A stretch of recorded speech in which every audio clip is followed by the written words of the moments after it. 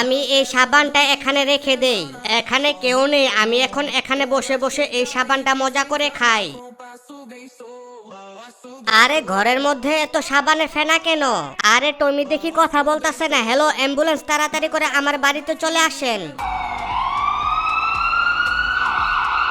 সব দোষ আমার, আমি কেন টেবিলের উপরে সাবানটা রাখলাম?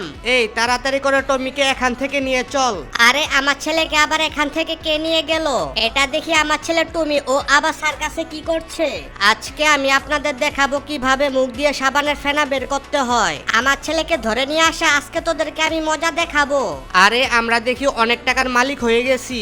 এই তো এগুলোর মধ্যে ঘুমের ওষুধ মিশিয়ে দিয়েছি, এটা এখন খেলে ওরা ঘুমিয়ে যাবে। বস এই নেন শরবত খান। আরে এটা আবার কি হচ্ছে? আমার দেখি অনেক ঘুম পাচ্ছে। মা তুমি কেমন আছো? আমি তোমাকে অনেক মিস করতেছিলাম। বন্ধুরা, টমি ও টমির মার জন্য এই ভিডিওতে লাইক করে দিও।